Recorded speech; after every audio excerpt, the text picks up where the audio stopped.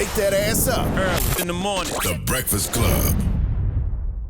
All right. Good morning, everybody. We are the Breakfast Club. Giselle Bryan is here, our co-host. Good morning. Charlamagne is dressed up as George Washington this morning. I would never dress up as one of the founding fathers, okay? I am Ric Flair. All right? We have Teslin Figaro here. Let's get in some front page news. Good morning, Tez.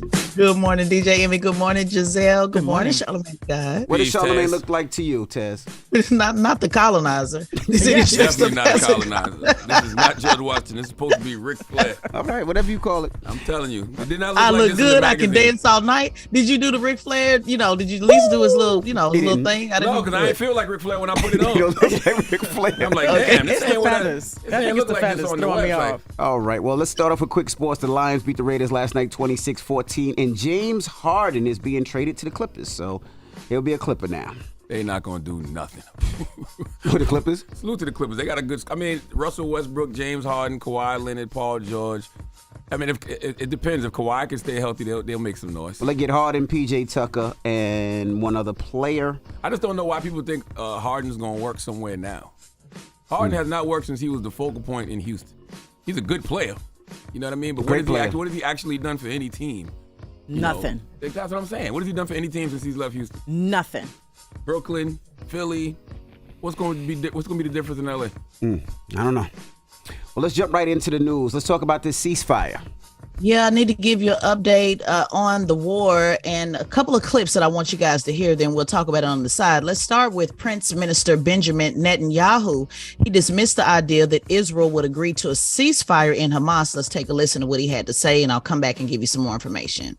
Since October 7th, Israel has been at war. Israel did not start this war. Israel did not want this war. But Israel will win this war. In fighting Hamas and the Iranian axis of terror, Israel is fighting the enemies of civilization itself.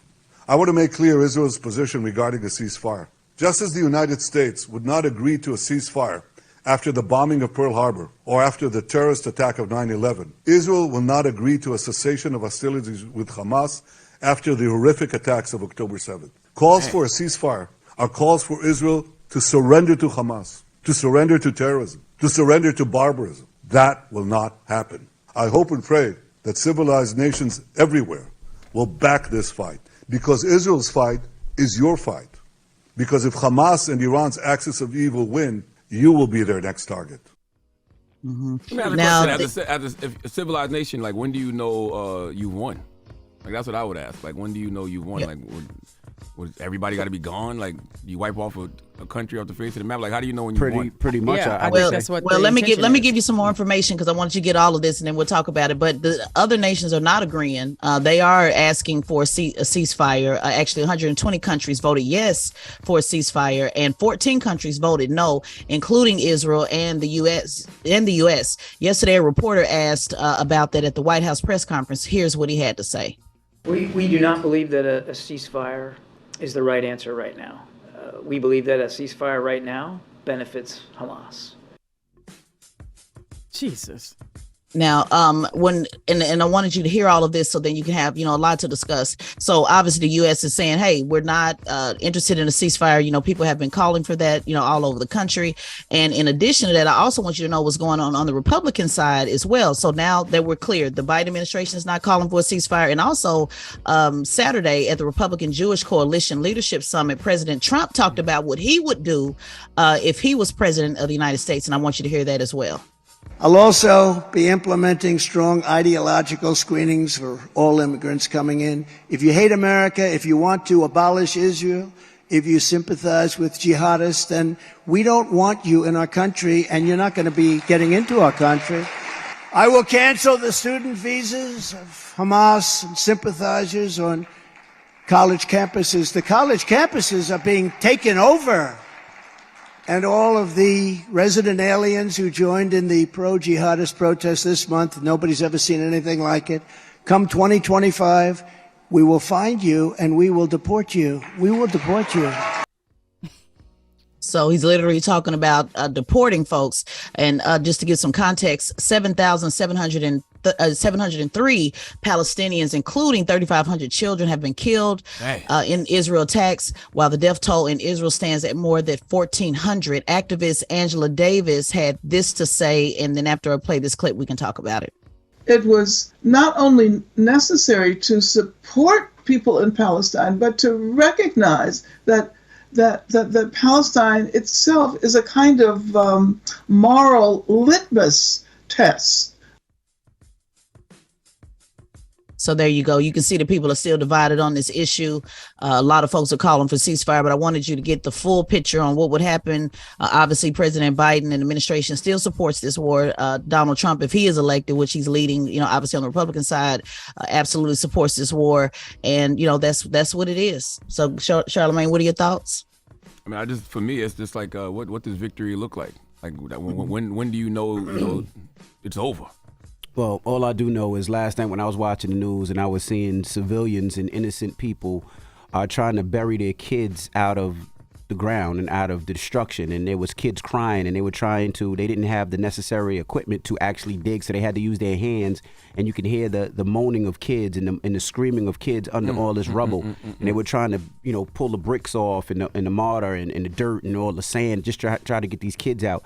I just don't want to see that, and that was tough to watch last night on the news. So yeah, that part I have stopped watching because it is so sad. It is. This whole situation is so sad. So many people are being killed. They shouldn't be. Donald Trump still hasn't figured out that, no, sir, we don't want you in this country.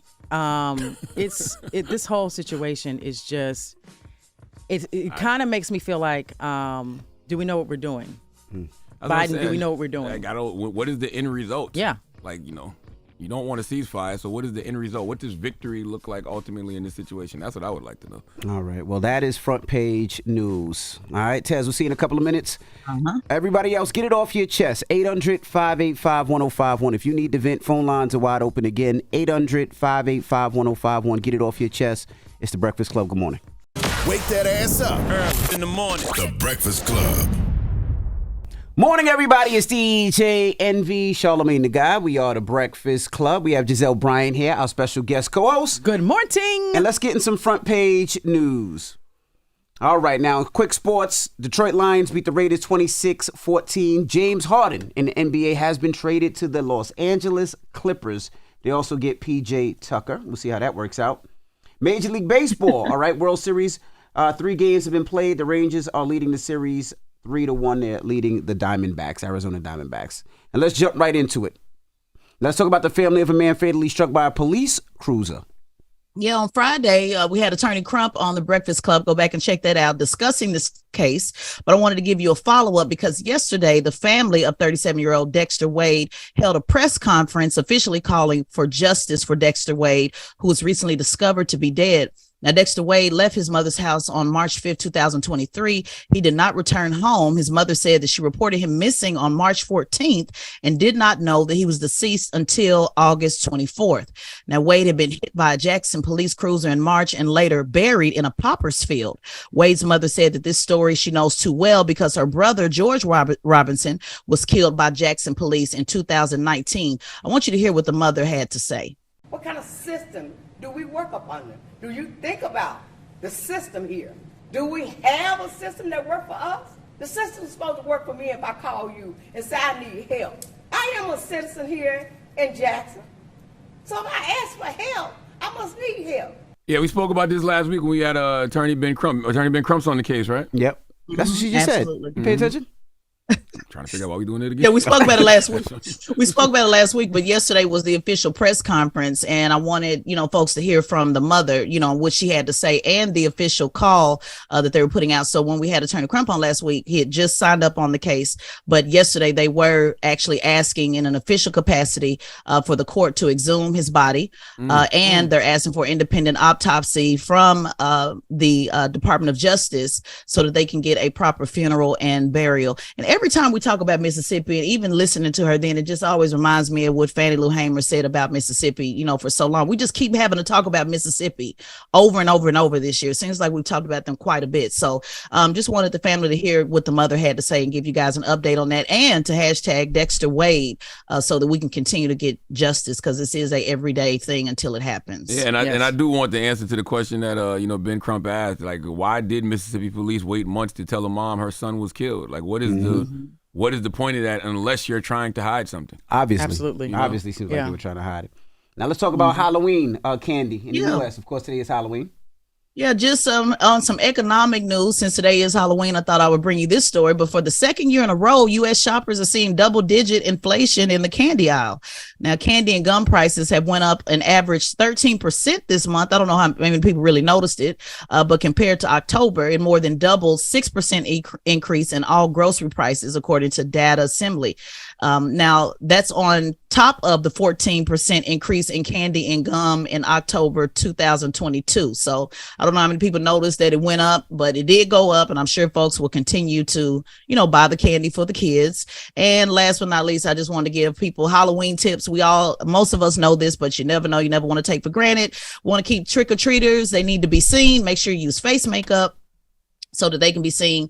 Use flame-resistant costumes. Make sure adults know where your kids are going. Be cautious around animals, especially dogs. Walk, do not run. Only visit houses with a porch light on, and walk on the sidewalk. So just a few tips for the kids and some adults who probably need a little bit of advice. Yeah, I'm not gonna lie. As a parent, man, Halloween just don't feel safe anymore. Mm-hmm. You know what I mean? It don't feel. It just feels very like you really walking on the wild side to just walk up to random people's doors and knock on doors and ask for candy. You know what I mean? Especially in 2023, especially when you black, especially when you in a costume. You know, it's just something about it just don't sit right with me anymore. That's why I said it's a dad activity. It's women should not be out there. Actually, dads shouldn't be out there either. Actually, let's just cancel the whole thing. I'm with you. Figure out something to do at the house. Yes. You know what I mean? Well, they do the trunk or treat for kids a lot of times. They do that. I like they do a lot of Halloween parties. Yeah. But kids like to trick or treat. You know what I mean? They do. It is what it is. Kids don't know any better about life. We You're right. do. That's what we're here to protect them for. That's why you got to keep them in safe environments. I like stuff like the trunk or treat.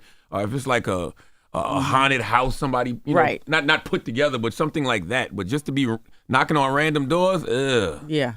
But Amy, you still with it? You're for it? Yes, no. I'm going trick or treating. I'm taking the kids trick or treating. My kids look forward to it. I mean, it is what it is. My kids look forward to it. They're excited. They were up when I was up. They were getting their costumes. They love going out with their friends. I mean, we go to a certain area where they trick or treat every year. We know the people that's trick or treating, so it's a little different.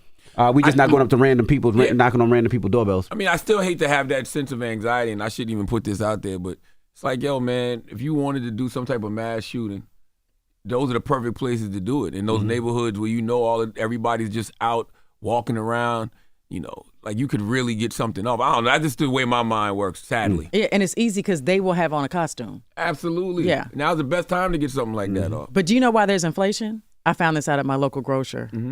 Because people are stealing. They're like filling up their carts and just like walking out.